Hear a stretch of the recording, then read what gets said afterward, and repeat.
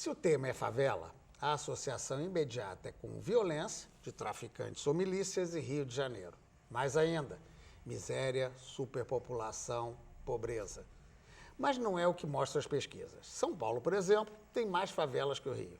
Vigário Geral e Parada de Lucas, das mais conhecidas no noticiário policial, tem 100% das casas com energia elétrica, 99% com água encanada, 98% com esgoto e 97% com coleta de lixo. E o número médio de pessoas por residência, e vale dizer que 89% são casas próprias, é bastante próximo da média da cidade. Números bem distantes, portanto, da lógica que uniformiza o debate de políticas públicas para as favelas. Está certo que cada caso é um caso e exige conhecimento cada vez mais especializado. É o que vem acontecendo no mundo acadêmico, com o crescimento de pesquisas, teses e até organizações não governamentais criadas a partir da ação de cientistas sociais. Vamos saber mais com os nossos convidados, verdadeiros mestres e doutores em favela. Cristóvão Duarte, mestre em urbanismo, doutor em planejamento urbano e regional, é professor da Universidade Federal do Rio de Janeiro, a UFRJ, e autor de pesquisas sobre produção e reprodução dos espaços populares.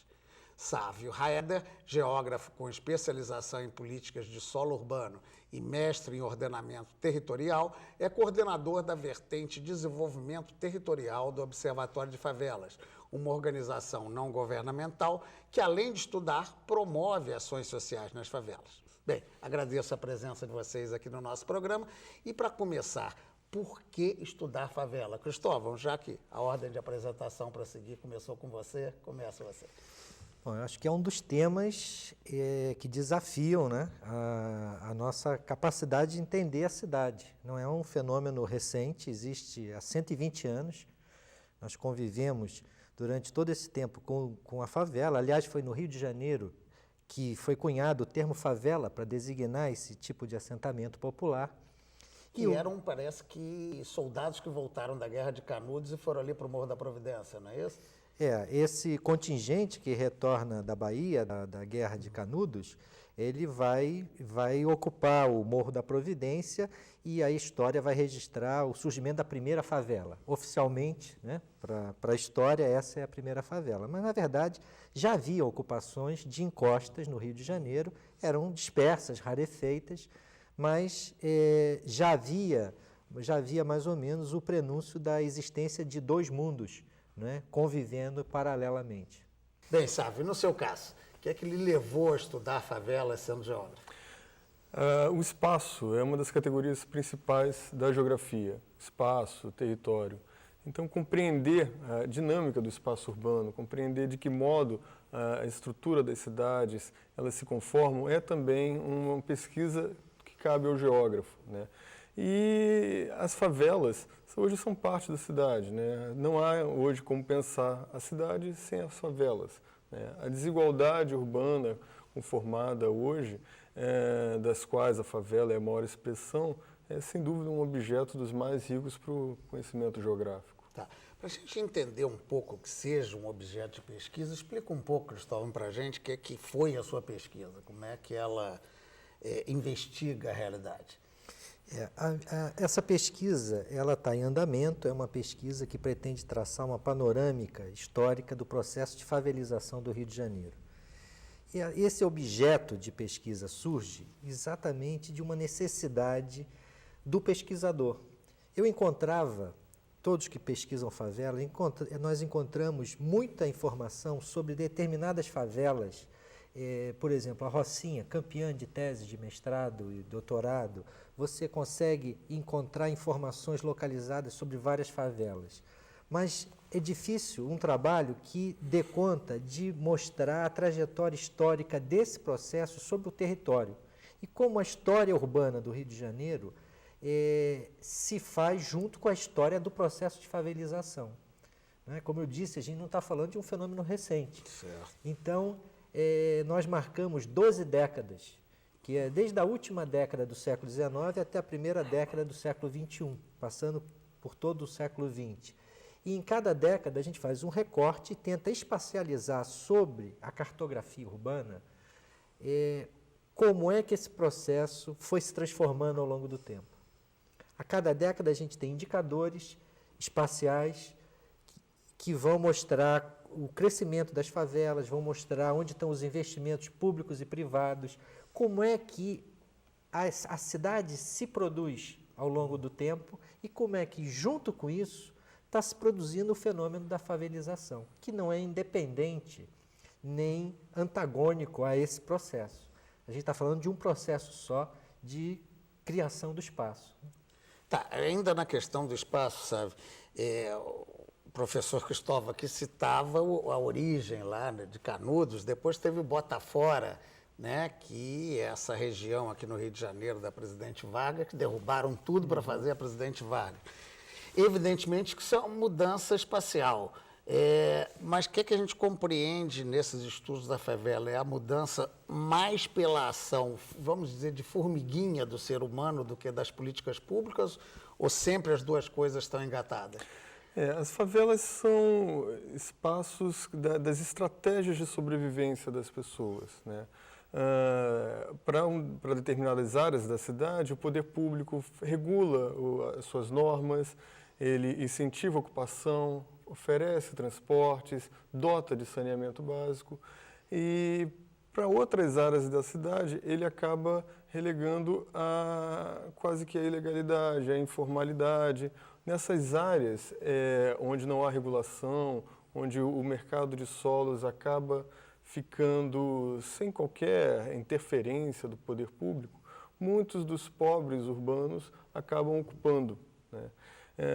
São estratégias de sobrevivência, são estratégias de ocupação numa cidade que acaba sendo impeditiva em determinados espaços da ocupação de pessoas que não têm renda suficiente para cumprir as normas daquela regulação própria do espaço, né? E não tem renda para chegar ao mercado e pagar por suas habitações que estão no setor formal. Isso talvez explique um pouco, Cristóvão, a sua origem de arquiteto e, ao mesmo tempo, você estuda uma questão que é de movimento social, mais talvez do que de arquitetura, ou não? É uma questão crucial para as cidades, né? Eu costumo dizer o seguinte, eu não estudo favela porque eu gosto de favela, eu estudo favela porque eu gosto de cidade. E eu estou convencido de que o futuro da cidade passa pela necessidade da gente entender o que é a favela. Aliás, a favela, hoje, eu vejo a favela como um laboratório de experiências urbanas e um rico aprendizado para os urbanistas no projeto da cidade do amanhã. No caso, o que você conseguiu nessa pesquisa que está se realizando desde 2007, já investigar o que aponta como o fator preponderante ou que ressalta mais nessa pesquisa? Tem muitos aspectos, né, que vão surgindo. Você tem a possibilidade de fazer análises comparativas entre processos em curso na cidade formal e o crescimento das favelas, né?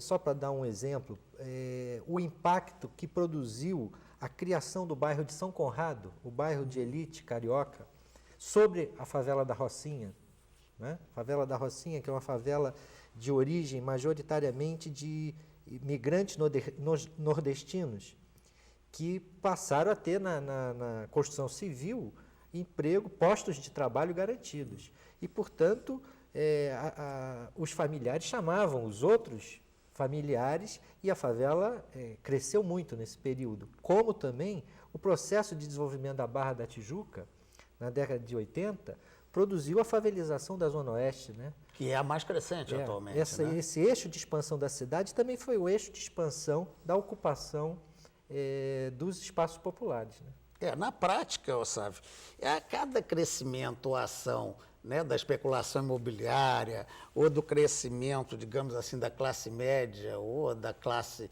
mais favorecida como um todo, corresponde a um crescimento de uma favela do lado? Isso poderia ser uma lógica, não? O que acontece é que nas políticas públicas hoje, em vigor no Brasil, a gente tem um direcionamento muito claro das políticas urbanas, em especial, do nosso tema, muito claro para setores médios e setores de extrato mais alto da sociedade. Então, quando a gente vai pensar a cidade no seu crescimento, no seu ordenamento, relega justamente aos mais pobres áreas que são, enfim, não contempladas para os setores médios e setores mais altos. Nessa lógica, há o processo de crescimento das favelas, né? Hoje, no Brasil, a gente vê que há um crescimento das cidades de porte médio e um crescimento igualmente grande das favelas em cidades de porte médio, né? Por exemplo, dados apontam que a cidade de Teresópolis, no Rio de Janeiro, tem cerca de 1/4 de sua população morando em favelas. Então, as cidades médias vêm crescendo dentro da mesma lógica que grandes centros metropolitanos cresciam, com extrema desigualdade e com o crescimento de favelas associado ao crescimento da cidade, né? Quer dizer que a gente poderia resumir isso tudo numa necessidade de um planejamento urbano. Sem dúvida. Sem um planejamento urbano, sem a utilização dos instrumentos previstos nos planos diretores, no Estatuto da Cidade, sem uma observação da própria legislação vigente hoje no país, vai continuar um crescimento desordenado, um crescimento onde as cidades e as favelas vão sendo produto dessa acumulação desigual, né? Bem, nós vamos fazer um pequeno intervalo e já a gente volta exatamente com essa questão do planejamento para continuar nosso debate sobre favela.